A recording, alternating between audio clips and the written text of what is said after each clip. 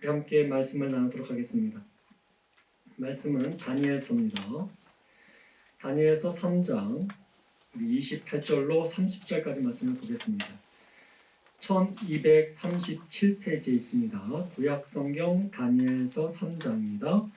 1237페이지에 있는 다니엘서 3장 28절로 30절까지 있는 말씀입니다. 우리 함께 합독하도록 하겠습니다. 함께 읽습니다. 느부갓네살이 말하여 이르되 사드락과 메삭과 아벳느고의 하나님을 찬송할지로다. 그가 그의 천사를 보내사 자기 일을 의뢰하고 그들의 몸을 바쳐 왕의 명령을 거역하고 그의 하나님밖에는 다른 신을 섬기지 아니하며 그에게 절하지 아니한 종들을 구원하셨도다. 그러므로 내가 이제 조서를 내리노니 각 백성과 각 나라와 각 언어를 말하는 자가 모두 사드락과 메삭과 아벳느고의 하나님께 경솔히 말하거든 그 몸을 쪼개고 그 집을 거름토로 삼을지니 이는 이같이 사람을 구원할 다른 신이 없음을이라 하더라. 왕이 드디어 사드락과 메삭과 아벳느고를 바벨론 지방에서 더욱 높이리라. 아멘. 잠시 기도합니다. 참 좋으신 아버지 하나님 감사합니다. 이제 하나님의 말씀을 듣고자 합니다. 주시는 말씀의 그 지혜가 무엇인지 오늘 알게 하여 주옵시고 전하는 자나 듣는 자가 그 말씀 앞에 깨닫는 지혜가 있게 하심으로 말미암아 이 하나님의 영광을 다시 한번 이 세상에서 삶으로 드러내는 귀한 시간 되게 하여 주옵소서. 감사드리며 예수님의 이름으로 간절히 기도드립니다. 아멘. 할렐루야. 한 주간 더 평안하셨습니까? 지금 오미크론으로 인해서 인천 지역이 굉장히 발칵 뒤집혀졌습니다. 뿐만 아니라 교회 또한 그런 상황이 됐다고 소식을 들었는데 이럴 때일수록 여러분 마음을 더 굳게 잡으시고 예배에 힘쓰시기 바랍니다. 제가 고등학교 때 일이었습니다. 고등학교 때 우리 수련회라는 곳을 가게 되고요. 또 수련회에서 부흥회라는 집회를 또 참석하게 되었습니다. 집회를 인도하러 오신 강사 목사님께서 예수 믿고 3년이 되지 않는 3년 예수 믿은 다음에 3년 안에 부자가 되지 않으면 예수를 헛믿었다라고 말하는 내용들을 전 지금도 기억하고 있습니다. 그래서 여러분 많은 사람들이 그 자리에서 제가 다시 예수를 영접하겠습니다라고 그 자리에 일어나서 예수를 영접하겠다고 말하는 것들을 좀 보았습니다. 또 여러분 우리 수련회를 통해서 많은 유명 연예인들이 그 자리에 와서 간증을 하게 되지요. 그다음 그 사람들이 세상에서 성공하면서 받은 은혜에 대한 부분들을 간증할 때에 참 많은 감동과 또 감격을 우리에게 줄 때가 있지 않습니까? 그래서 우리 10대 때 그 내용들을 보면서 나 또 저런 사람처럼 하나님의 사람이 되고 싶다. 그렇게 마음의 소원을 가질 때가 있었음을 기억하고 있습니다. 여러분들 그럴 때에 같이 참석했던 제 친구가 예수님을 믿지 않는 친구였습니다. 시간이 같이 맞아서 저의 초대로 인해서 그 자리에 함께 참여했던 친구인데 여러분 그 친구가 그 자리에서 감동적이다. 나도 저 사람처럼 저런 삶을 살고 싶다라고 말하면서 그 자리에 일어났습니다. 자 그렇다면 여러분 제가 한번 묻겠습니다. 그 친구는 그런 상태에서 그렇게 그 자리에서 감동을 받고 일어났다면 즉시 그는 그리스도인이 됐을까요? 우리는 그 친구가 그리스도인이 됐다라고 말할 수 있을까요? 어쩌면 저는 오늘 여기 계신 분들 가운데서도 교회는 다니지만 심지어 자신이 그리스도인이라고 생각을 또 하고는 있지만 그러면서도 어떻게 그리스도인이 되었는지 그리스도인이 된다는 것이 무슨 의미인지 애매하게 생각하시는 분들도 있다고 저는 생각이 듭니다. 여러분들 일반적인 사회단체처럼 개인적으로 어떤 결심을 하고 거기에 조건을 맞는 입문을 하게 되고 그러면 여러분 그런 식으로 교인이 되는 것이라면 그리고 그 혜택을 교회에 다니는 동안만은 받을 수 있는 것이라면 교인이 되는 것 그렇게 어려운 일이 아니라고 저는 생각이 듭니다. 가령 여러분 제가 어떤 단체가 모임이 있습니다. 그 단체에 제가 정기적으로 참석하고 그 회칙에 맞게 회비도 내면서 그렇게 지내고 있다면 저는 그 단체에 단호하게 말할 수 있습니다. 저는 그 단체의 회원이라고. 여러분 그렇게 분명히 우리는 알 수 있습니다. 그리고 마음에 맞지 않냐면 언제든지 그 규정에 따라 탈퇴하고 이제 더 이상 저는 거기에 회원이 아닙니다 라고 말할 수도 있다는 것이죠. 여러분도 어느 교회 교인이 되는 것도 그렇게 어려운 것은 아닙니다. 그 교회가 정한 그 인문적인 그 방식과 그 차례대로 세대를 받고 또 교육을 받고 그 교회의 기준에 따라 과정을 거치면 그 교회의 교인이 될 수가 있습니다. 그렇다가 마음에 맞지 아니하면 그 교회를 떠나 다른 교회로 가거나 아니면 교회를 다니는 것을 중단하는, 그래서 그 교인으로서의 연수가 해소되는 그런 일도 있습니다. 근데 여러분, 교인이나 어떤 단체 회원은 그렇게 할 수 있지만 그리스도인이 된다는 것은 그렇지 않다는 것입니다. 우선 여러분, 그리스도인이 된다는 됨으로써 받는 혜택은 굉장히 크지요. 천국에 갈 수가 있습니다. 그죠? 아닙니까? 천국에서 하나님의 자녀로 영원히 살 수 있습니다. 맞습니까? 그렇죠? 그리스도인이 되면 엄청난 혜택을 누리는 것이죠. 그리스도인이 되는 길은 의외로 너무 단순해 보이지 않습니까? 여러분, 그렇지 않습니까? 아무런 희생도 요구하지 않고 그냥 공짜라고 말합니다. 여러분, 어떤 헌신도 필요하지 않고 그냥 예수를 믿기만 하면 된다고 말합니다. 근데 여러분, 사람들은 단순히 천국이 있다는, 그래서 그것을 고백만 하면 우리 공짜로 받을 사람은 있다라는 그런 고백으로 내가 그리스도인이라고 생각할 때가 많이 있습니다. 근데 여러분, 한번 생각해 볼까요? 그렇게 살면서 내가 그리스도인을 고백을 하지만 어쩔 때는 내가 그리스도인이다 라고 말하기도 하고, 또 어떤 상황에는 내가 그리스도인인가? 애매하게 고개를 갸웃거릴 때도 있다라는 것입니다. 여러분, 그리스도인이 된다는 것은 믿음을 갖는다는 것이죠. 근데 여러분, 이 믿음이라는 것이 단지 어떤 교리적인 부분, 신조에 내가 인정한다는 것으로 내가 그리스도인이 될 수 있는 것일까요? 아니면 여러분, 마음의 변화가 있는 것이 진정한 믿음이고 그리스도인이 되는 것이다 라고 말할 수 있는 것이라고, 이 두 가지를 놓고 본다면, 만약에 내가 어떤 신조라든가 어떤 사실을 내가 인정하는 것이 믿음이라고 하는 것은 굉장히 쉬운 것입니다. 인정만 하면 되는 것이니까. 근데 여러분, 믿음과 그리스도인이 된다는 것이 단지 인정이 아닌 내 마음의 변화를 의미한다는 것은 그건 굉장히 어려운 것입니다. 근데 여러분, 오늘 본문을 보게 되면 어떤 일이 벌어집니까? 느부갓네살이 하나님을 인정했습니다. 그렇다면 여러분, 그 인정함을 통해서 이 느부갓네살이 그리스도인이 됐다라고 말할 수 있을까요? 여러분, 지적인 동의가 있다고 해서 그 사람이 그리스도인이라고 말할 수 있겠습니까? 여러분, 야고보서 우리 2장을 보게 되면 19절과 20절 말씀을 보면 이런 내용이 나옵니다. 한번 볼까요? 함께 읽어보겠습니다. 내가 하나님은 한 분이신 줄을 믿느냐? 잘하는도다. 귀신도 믿고 떠드니라. 아, 허탄한 사람아, 행함이 없는 믿음이 헛된 줄을 알고자 하느냐라는 말이 있습니다. 여러분, 여기서 자세히 보시기 바랍니다. 야고보가 지금 무슨 말을 하고 있는 것이죠?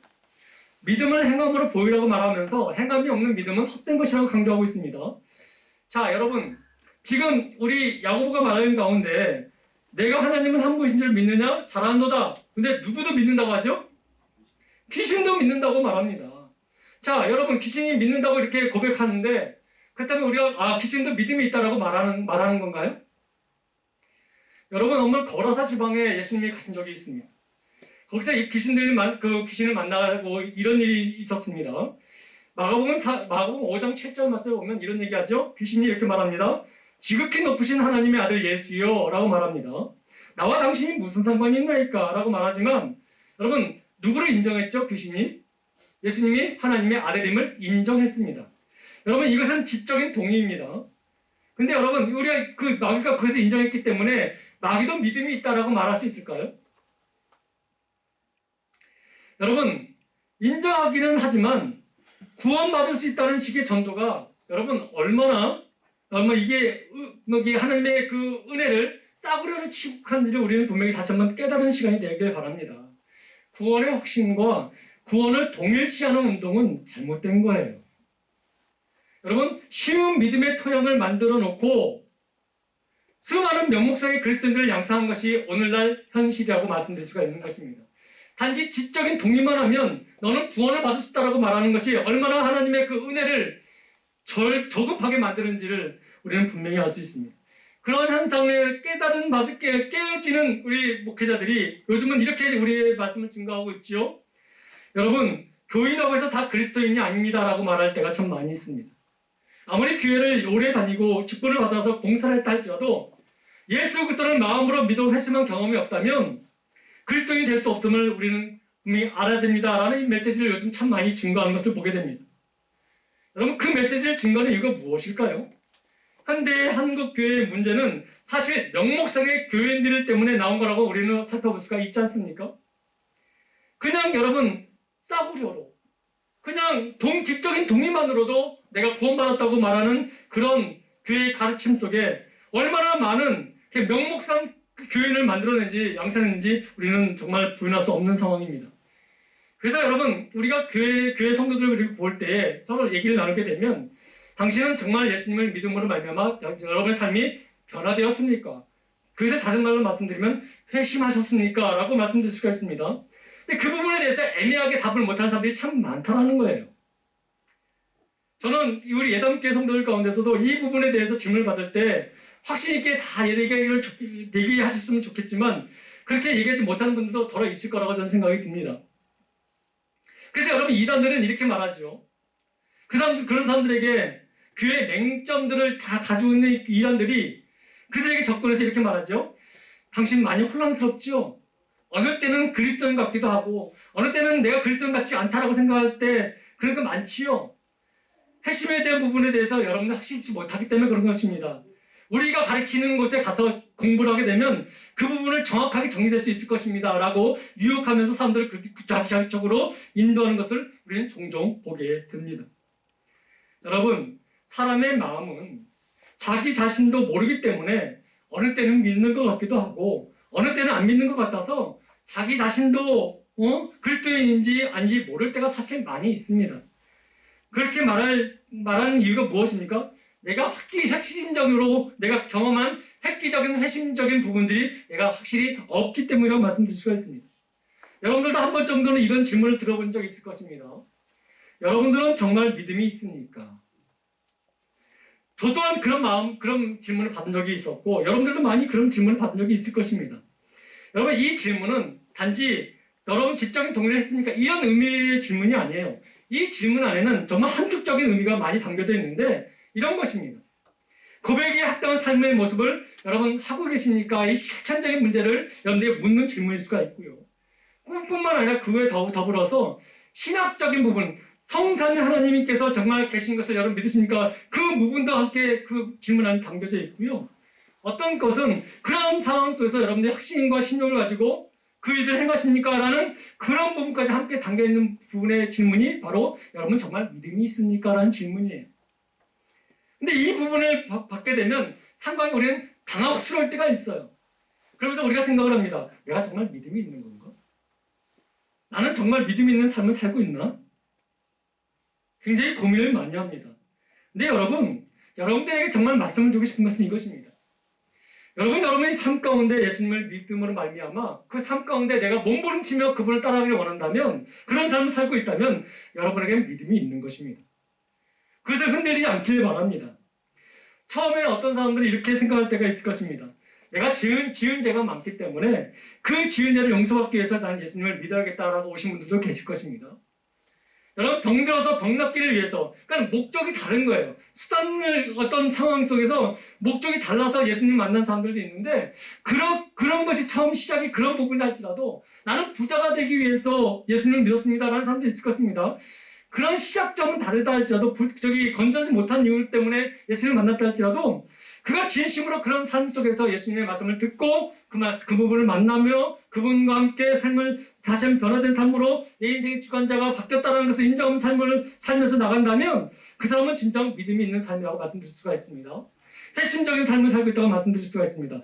근데 이것이 애매하니까 내가 그런 삶이 있었나? 그런 것이 확신적인 부분이 없고 판단력이 없다 보니까 계속해서 우리가 어떤 부흥회가 서서 이런 일이 있습니다. 여러분들 우리 부흥 강사가 이렇게 얘기하죠. 얘가 이 말씀을 듣고 예수님을 믿겠다면 그 자리에 일어나십시오. 그럼 여러분 새로운 신자들만 일어나는 것이 아니라 거기에는 장로님도 일어나시고 권사님도 일어나시고 집사님들도 일어나시고 기존의 성도들도 많이 일어나요. 왜 일어날까요? 이미 나는 믿음으로 말미암아 삶을 통해서 내가 구원을 받았다고 인정하며 살고 있었는데 왜 그 말씀을 통해서 왜 다시 내가 구원을 받고자 원한다면 일어나라는 그 말에 여러분들 같이 일어날까요? 확신이 없기 때문에 그런 거예요. 확신이 없기 때문에. 여러분 매 순간마다 고백을 해야 믿음이 생기는 건가요? 매 순간마다 그 고백을 해야지만 내가 회심한 그리스도인이 되는 건가요? 아니잖아요. 여러분 아니잖아요. 이처럼 여러분 한국교회가 많은 문제가 발생하는 이유가 바로 여기 있다라는 것이에요. 확실한 믿음의 확신이 없어요. 확신이 없어요. 그러면서 나는 그런 확신도 없으면서 나는 믿음이 좋고 나는 그리스도라고 당당하게 얘기하는 사람이 얼마나 많이 있습니까? 여러분 분명히 말씀을 드립니다. 처음 예수님을 믿게 된 동기가 어떤 상황인 것에 대해서 우리가 판단할 것이 아니라 그 시작의 문제가 어떤 상황인지 상관없이 지금의 내 삶이 그리스도를 위해서 삶을 살기 위한 내 몸부림치고 있다. 나는 그리스도만을 위해서 살겠다라는 몸부림과 그 고백 속에 그 진실한 삶을 살고 있다면 우리는 회심받은 주의 백성이라는 것을 여러분 말씀을 드리고 싶은 거예요. 흔들리지 마시기 바랍니다. 이단에 속해 있는 사람들이 그 부분을 자꾸 사람들을 미혹시키면서 너희가 회심의 그 확신이 없으면 우리한테 와라. 우리한테 오면 너희의 믿음이 확신이 생길 수 있다. 라고 자꾸 증거할 때 거기서 휩쓸려서 끌려가는 사람들이 참 많이 있어요. 사랑하는 성도 여러분, 다시 한번 여러분들에게 묻겠습니다. 여러분은 그리스도인이십니까? 아니면 단지 종교인으로서 교인입니까? 여러분, 이것은 단지 신학적인 내가 동의만 했다고 해서 나는 그래서 구원받은 백성이다 라고 생각하면서 얼마나 착각인지 우리는 분명히 깨달은 이 시간이 되길 간절히 소망합니다. 진정한 회심은 주인을 바꾸는 거예요. 아직 내가 예수를 믿는다 하면서 주인이 바뀌지 않았다면 나는 진정한 회심을 아직 갖고 있지 않다라고 말씀드릴 수가 있습니다. 주인이 바뀌게 되면 당연히 나의 삶의 세계관도 바뀌게 되는 것이죠. 단지 내가 교리적인 부분을 내가 다 알고 있고 성경 말씀의 지식을 많이 알고 있어서 내가 그렇다라고 인정하는 것은 지적인 동의로만 멈추는 것입니다. 그것을 동의한다면, 그것을 인정했다면 나의 삶이 거기에 맞출 수 있도록 함께 몸부림치며 살아가야 되죠. 그것이 여러분 진정한 회심이라고 말씀드릴 수가 있는 것입니다. 저와 여러분들에게는 그런 회심이 있습니까? 자, 오늘 본문 말씀 한번 볼까요? 느부갓네살에 대해서 여러분 어떻게 생각하십니까? 지금 여러분 오늘 본문은 느부갓네살이 하나님에 대해서 칭송하는 내용입니다. 그 내용 고백은 정말 우리가 고백하는 것과 크게 다르지 않습니다. 우리 또한 하나님을 그리 높이지 않습니까? 오늘 본문 말씀 보니까 느부갓네살도 어떻게 고백합니까? 여러분 오늘 본문 아닌 우리 앞장에서 2장에 보게 되면 47절에 이런 고백을 하지 않습니까? 너희 하나님은 참으로 모든 신들의 신이시오 모든 왕의 주제시로다. 이 고백이 언제 합니까? 다니엘이 여러분 느부갓네살의 꿈을 해석한 다음에 그 해몽을 들었을 때 느부갓네살이 놀라지 않습니까? 그 놀라움과 신기함 때문에 몸을 떨리면서 고백한 내용이 이 내용이에요. 자, 이렇게 고백했다면 이 느부갓네살은 그리스도인이 된 것입니까? 생각해 보시기 바랍니다. 제가 이 질문을 계속 드리는 이유가 있습니다.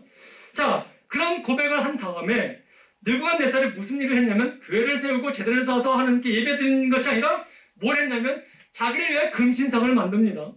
그리고 모든 사람이 그 금신상에 절하라고 말합니다. 여러분 어떻게 이럴 수가 있죠? 방금 전에 뭐라고 말합니까? 하나님은 참으로 모든 신들의 신이라고 말합니다.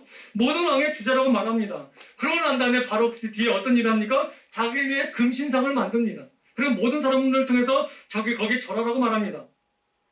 자, 그렇다면 여러분 이 느부갓네살의 이 고백은 우리가 진실로 받아들일 수 있습니까? 없습니까? 저는 이렇게 생각합니다. 처음에는 없다라고 생각했는데 곰곰이 생각해보니까 우리 삶을 통해서 곰곰이 생각해보니까 그때 당시 고백은 진실이라고 저는 믿는 거예요. 믿음이 진실이라고 저는 생각이 듭니다. 근데 여러분 아직 그 고백과 함께 그는 그 인생의 주인을 바꾸지 않았다라고 저는 생각이 드는 거예요. 여러분 사드락과 메삭과 아벳느고가 그 금신상에 절을 하지 않습니다. 그래서 여러분 그 느부갓네살은 그 풀무불 속에 이 세 사람을 집어넣지 않습니까? 근데 느부갓네살이 그 광경 속에서 무엇을 봤습니까? 분명히 세 사람을 넣었는데 네 사람이 보이는 거예요. 근데 자기가 밀어 넣은 그 세 사람이 아닌 네 사람 그 한 사람이 어떻게 보였냐면 신의 아들처럼 보이기 시작한 거죠. 그러고 난 다음에 너무 놀란 상태에서 그들이 그 자리에서 뚜벅뚜벅 걸어 나오는 것을 보게 됩니다. 그리고 얼마나 놀랐을까요? 근데 그 부분을 자세히 보니까 그의 옷이 하나도 변색대도 없고 한냄새가 없이 멀쩡히 나오더란 얘기죠. 그 모습을 보고 이 느부갓네살이 또다시 놀랍니다. 그리고 그 하나님을 또 찬양합니다. 그 찬양이 어떤 찬양입니까? 오늘 본문 28절 말씀이에요. 29절 말씀. 자, 28절 말씀 제가 다시 한번 읽어드릴게요. 하나님의 실존을 확실하게 경험했고 체험했고 반응하면서 뭐라고 얘기합니까? 느부갓네살이 말하여 이르되 사드락과 메삭과 아벳느고의 하나님을 찬송할지로다. 그가 그의 천사를 보내서 자기를 의뢰하고 그의 몸을 바쳐 왕의 명령을 거역하고 그 하나님 밖에는 다른 신을 섬기지 아니하며 그의 절하지 아니한 종들을 구원하셨도다. 누구를 찬양하는 거예요 지금? 불꽃에서 삶을 살아나온 사드락과 메삭과 아벳느고를 찬양하는 것이 아니라 그들을 그렇게 살리신 하나님을 찬양하고 있어요. 자, 그는 지금 하나님을 어떻게 인정하는 거예요? 신들의 왕이라고 인정하고 있지 않습니까? 그러면서 그것이 인정한 그 하나님을 땅에 있는 모든 자기가 다스리는 나라의 조선을 보면서 뭐라고 얘기합니까? 29절 말씀이 뭐라고 말합니까? 그럼 함께 읽겠습니다. 그러므로 내가 이제 조선을 내놓으니 각 백성과 각 나라와 각 언어를 말하는 자가 모두 사드락과 메삭과 아벳느고 하나님께 경솔히 말하거든 그 몸을 쪼개고 그 집을 거름토로 삼을지니 이는 그 이같이 사람을 구원할 다른 신이 없음이라 하더라. 하나님을 더 높이시는 거예요. 높이는 거예요. 그 광경을 보고 높이는 겁니다. 하나님을 인정한 뒤에 하나님의 이름을 망령되게 일컫는 자가 있다면 그 몸을 쪼개버리겠다고 말하는 것이에요. 전 유대인의 전통을 따라 보면 이 사건 통해서 이 금신상에 절했던 그 이유만으로 그 죽임을 당한 유대인들이 60만이 된다고 합니다. 유대인 전통에 따르면 그것이 사실이라면 하나님의 존재와 능력을 인정했다 할지라도 그 잔인함 때문에 그가 회심했다라고 단정을 할 수 있는 그런 의심이 충분히 만들어질 수 있지 않습니까? 이 사건들로 인해서 여러분 그 이후에 이스라엘 백성들이 그 땅에서 어깨를 펴고 살 수 있었다라고 말하고 있어요. 마음 놓고 하나님을 섬길 수 있게 되었다라고 말합니다. 그래도 아직은 하나님이 느부갓네살의 주인은 아니었다라는 것입니다. 그렇다면 느부갓네살은 그리스도인입니까? 아닙니까? 아니죠, 여러분. 지적인 동의만 한다고 해서 그가 그리스도인으로 말할 수 없다라는 것입니다. 자, 제가 서두에 말씀드렸습니다. 그리스도인이 된다는 것은 처음에 시작할 때 잘못된 이유로 시작할 수 있지만 그 과정 속에서 그의 삶을 통해서 그가 몸부림치는 삶을 통해서 예수님을 닮아가는 삶을 통해서 우리가 그리스도인이라고 그가 심령에 마음에 회심이 있었다는 것을 우리가 짐작할 수 있다고 말씀드렸습니다. 근데 여러분 느부갓네살이 처음에 하나님을 인정하고 고백했습니다. 근데 그 뒤의 삶이 어떤 삶이었습니까? 하나님을 쫓아가는 그런 모습이 아니라 오히려 자기 자신을 드러내고 정말 잔혹함을 드러내는 그런 왕의 모습을 보여주지 않습니까? 이것을 볼 때에 처음에 이 사람이 진심으로 회심했다 할지라도 고백했다 할지라도 이 사람이 정말 그 회심이 진정한 회심인지를 우리는 이 사건들을 통해서 짐작할 수 있다는 것입니다.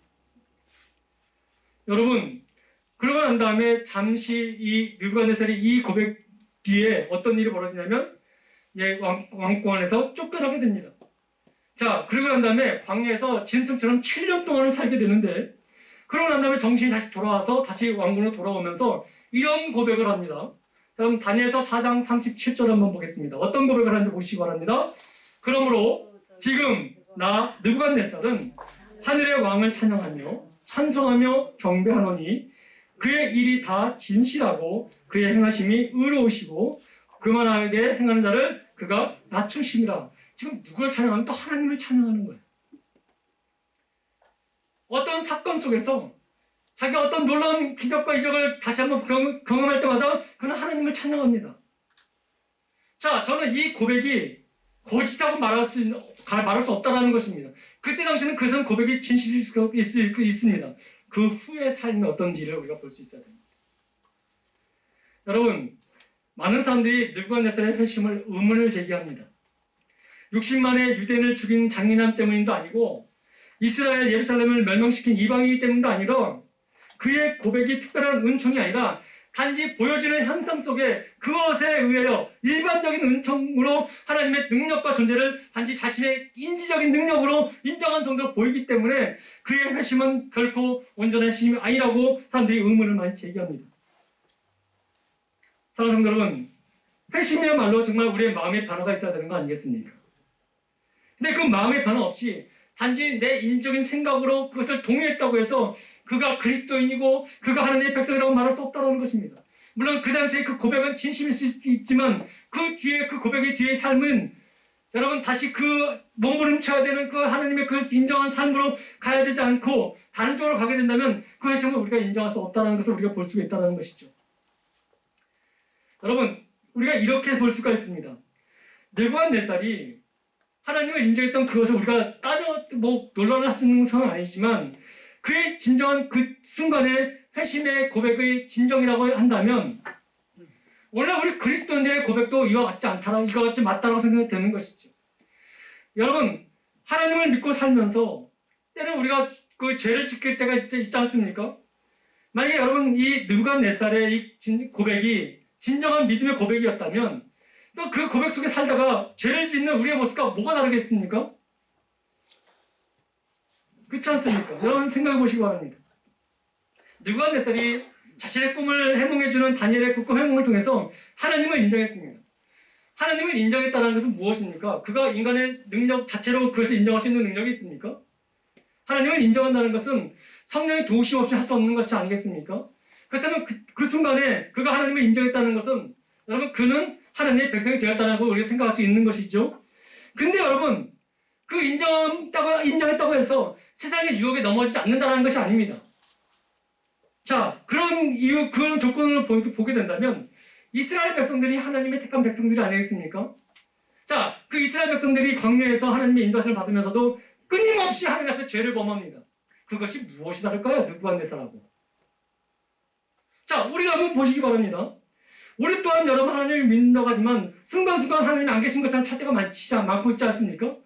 그렇다면 여러분 느부갓네살과 뭐가 다르냐는 얘기예요. 느부갓네살이 고백했던 그 고백하는 그 순간 그것은 진실이었다고 우리가 보자고요.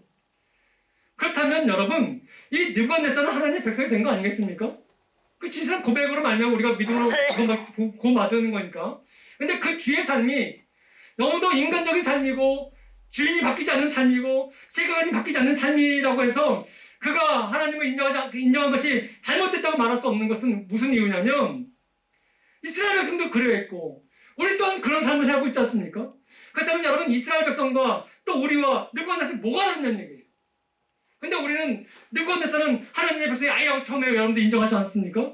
그렇다면 그와 같은 삶을 살아온 우리는 하나님의 백성들입니까? 근데 여러분 무슨 차이냐면 이것입니다. 느부갓네살은 하나님을 인정했지만 거기에 지적인 동의를 했지만 그의 삶에 변화가 없었다는 것이죠. 그 변화가 없었다는 것은 무슨 의미입니까? 주인이 바뀌지 않았다는 것입니다. 근데 그들과 우리가 다르다는 이유가 무엇입니까? 같은 믿음의 고백을 하지만 때로는 중간중간 그렇게 느부갓네살처럼 진실한 고백을 했지만 삶 가운데 죄를 계속 범하고 있는 거 아니겠습니까? 근데 여러분 우리가 그런 상황 속에서 느부갓네살과 다르다는 이유를 제시할 수 있는 이유가 무엇입니까? 그러함에도 우리는 하나님 앞에 나의 삶의 모든 것을 정말 엎드려서 변화되게 해달라고 간절히 몸부림치는 삶이 아니겠습니까? 그러니까 다른 거예요, 여러분. 근데 우리가 죄를 지으면서도 그런 몸부림이 없이 나는 하나님을 믿어라고 고백하는 것은 느부갓네살과 동일한 말이라고 말씀드릴 수가 있다는 것입니다. 여러분, 오늘날 많은 사람들이 자신들이 교인이라고 기독교인이라고 말하면서도 삶의 변화가 없습니다. 그런 삶의 변화가 없는 사람들이 중직자가 되고 장로가 되고 목사가 되고 있습니다.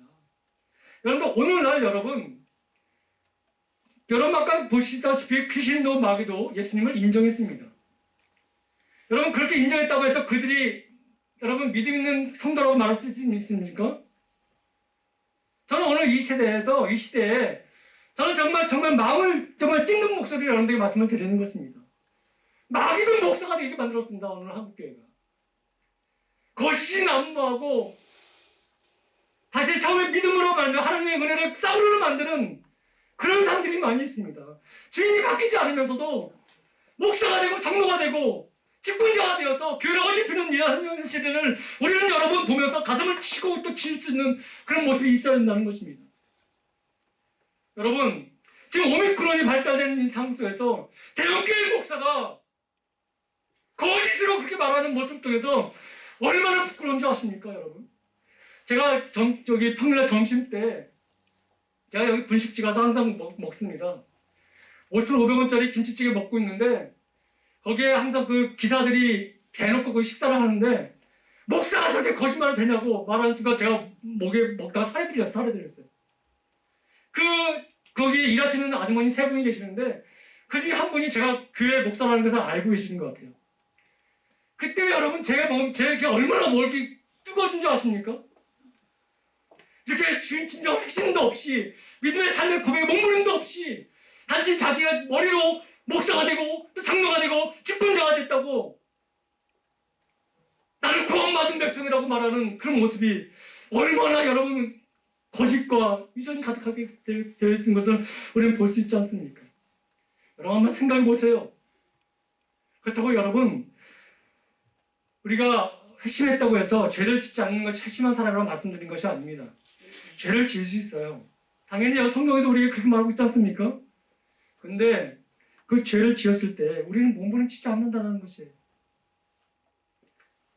회심한 사람은, 변화된 사람은 죄를 짓는 것이 아닙니다. 죄를 안 짓는 사람이 아니라 죄를 지을 수 있지만 그 가운데서 여러분 내가 다시 한번 하나님께 자복하고 회개하면서 몸부림치면서 주님 나를 또 용서해 불쌍히 여기다가 그렇게 외치는 자가 진정 회심한 자라고 말씀드릴 수가 있는 거예요. 그가 진정한 그리스도인이라고 말씀드릴 수가 있습니다. 근데 그리스도인이라고 말하면서도 계속해서 세상적인 것에 마음을 쓰고 있다면 그 삶은 정말 진정한 회심이라고 말씀드릴 수가 없는 거예요. 예수님을 믿어서 귀한 직분자가 되었고 신앙 연륜이 길었음에도 불구하고 계속해서 물질이 주인이고 계속해서 어떤 상황이 주인이고 내가 주인이 됐다면 우리의 회심을 다시 한번 의심해 볼 필요가 있는 것입니다. 느부갓네살과 뭐가 다를까요, 여러분? 어쩌면 여러분 느부갓네살은 어쩌면 더 정직한 사람일 수가 있습니다. 우리에 비해서는. 사랑하는 성도 여러분, 여러분이 진정한 그리스도인이십니까? 여러분이 죄를 안 지었기 때문에 그리스도인이 된 것이 아니라 그럼에도 내가 그리스도인이라고 말할 수 있는 것은 그런 죄를 짓지만 내가 연약하고 내가 힘든 상황 속에서 내가 죄를 지을 수도 있지만 그러나 거기서 멈추는 것이 아니라 그럼에도 불구하고 내가 내 삶의 주인이 하나님이시기에 그 죄의 자리에 십자가 앞에 내가 다시 나아갑니다. 그런 삶이 드러날 때 그것이 진정한 그리스도라고 말씀드릴 수가 있는 거예요. 그 자가 진정한 회심한 자라고 말씀드릴 수가 있지요. 근데 아직도 그리스도 안에서 살면서도 인생이 자랑뿐임을 그 목적으로 사는 사람들은 참 그래서 불쌍한 사람들이에요. 그 사람들은 진정한 회심이라고 말씀드릴 수가 없습니다. 사실 솔직히 말씀드리면. 그래서 여러분 고린도전서 15장 19절에 뭐라고 말하는지 한번 보시겠습니다. 함께 읽겠습니다. 시작. 만일 그리스도 안에서 우리가 바라는 것이 다만 이 세상에 살 뿐이면 모든 사람 가운데 우리가 더 불쌍한 자입니다. 여러분 이 말씀, 이 바울의 이 말씀을 우리가 그냥 지나치는 말씀이 되시면 안 된다는 것입니다. 여러분 이 어려운 시대 때 교회가 지금 핍박을 받고 어려움 속에 있는 이때에 다시 한번 우리가 이 정체성을 다시 한번 확립하기 바랍니다. 이 질문에 다시 한번 우리가 집중적으로 한번 다시 한번 고민해 볼 필요가 있습니다. 여러분의 믿음의 고백은 지적인 동의였습니까? 아니면 정말 나의 삶이 변화되고 깨어지길 바라는 마음으로 하나님께 구하는 마음의 변화입니까? 다시 한번 여러분께 묻겠습니다. 여러분 진정한 회심한 자들입니까? 아니면 그리스도 안에서 아직도 세상적인 삶의 목적을 두고 살아가는 인생들입니까? 만약에 여러분 다시 예수님 안에서 아직도 물질이 최우선이고 아직도 나의 삶의 모든 바운드리에 나의 목적이 우선이라면 나는 느부갓네살과 다를 바가 없는 거예요. 그것은 진정한 회심이 아닙니다. 그가 목사이든 그가 장로이든 그가 권사이든 아무런 문제가 됐어. 직분이 그를 구원하는 것이 아닙니다. 직분이 그리스도를 만드는 것이 아닙니다. 그 일을 만들 수 있습니다. 근데 여러분 진정한 그리스도인은 그것을 따지는 것이 아닙니다. 매 순간순간마다 죄를 질 수밖에 없는 인생이지만 몸부림치며 하나님 앞에 엎드려 긍도하며 주여 나를 용서해달라고 나를 구원해달라고 몸부림치며 그 모습을 닮아가려고 사는 사람들, 나의 주인은 물질이 아닙니다. 나의 주인은 건강도 아닙니다. 나의 주인은 남편도 자식도 어떤 상황도 아닙니다. 나의 주인은 오직 주님이십니다. 그 주님을 따르기 원합니다 라고 몸부림치며 살면서 죄를 멀리하려고 노력하는 그런 모습이 진정한 회심한 자라고 말씀드릴 수가 있는 거예요. 여러분 진정 회심하셨습니까? 아직도 여러분 세상적인 것으로 근심하며 그것이 없으면 죽을 것 같은 그것이 나의 인생의 주인인 것 같이 여러분 그렇게 살고 계십니까? 그렇다면 여러분 스스로에게 물어보시기 바랍니다. 내가 정말 그리스도인인가? 또한 이 시대에 다시 한번 여러분들에게 묻고 싶은 거예요. 또 이 질문은 여러분뿐만 아니라 저에게도 묻는 질문입니다. 당신은 정말 회심한 그리스도인가? 저는 여러분들에게 이렇게 질문으로 다시 한번 묻겠습니다. 여러분들은 정말로 천국을 소망하십니까? 이 소망 없이 그냥 단지 난 예수님을 믿었어, 난 잘 살게 믿는 거야 라고 한다면 여러분 우리의 회심을 다시 의심할 필요가 있는 것입니다. 또 묻겠습니다. 여러분은 진정으로 예수님과 믿음으로 동행하길 원하십니까? 여러분은 어떤 세상적 유익이 있다 할지라도 그 영생을 포기할 수밖에 없는 상황이지만 그럼에도 예수님이 나를 따라오라고 말할 때 거기를 따라가길 여러분 결정하실 수 있으십니까? 그러면 여러분 그것이 아멘이 된다면 여러분 회심한 사람들입니다. 근데 그것에 대한 고민과 염려와 그것 때문에 그 주님이 원하시는 그 말을 거역한다면 나는 아직 회심했다고 말씀드릴 수가 없습니다. 여러분. 매일 비록 넘어지고 흔들리지만 나는 예수 그리스도를 통해서 하나님의 다스림을 인정하고 그렇게 살기를 원하십니까? 라는 이 질문 속에 아멘하고 그렇게 살기를 원한다면 나는 회심한 사람일 것입니다. 근데 그 질문이 부담스럽고 그래서 그 부담 때문에 떠나간다면 나는 지금까지 회심한 그리스도인이 아니라 단지 나를 위한 종교인으로 살았던 것이라고 우리는 분명히 말씀드릴 수가 있는 거예요. 사랑하는 성도 여러분, 이 연말에 이 힘든 이 시대에 다시 한번 하나님께서 이 질문을 우리에게 물어보신다면 여러분 어떻게 대답하시겠습니까? 너는 정말 회심했니? 너는 정말 너 인생의 주인을 바꿨니? 너는 변화되었니? 내 이름 때문에 내 말 한마디에 너는 변화된 인생을 살고 있니? 라고 질문하신다면 여러분은 지금 어떻게 답변하시겠습니까? 이 세상이 전부인 것처럼 사는 사람이 아니라 그 나라 있음을 믿고 그 고백으로 몸부림치며 사는 사람, 그 사람이 진정한 변화된 사람이고 회심한 사람이라고 말씀드릴 수가 있습니다. 죄를 안 짓는다고 말하는 것이 아닙니다.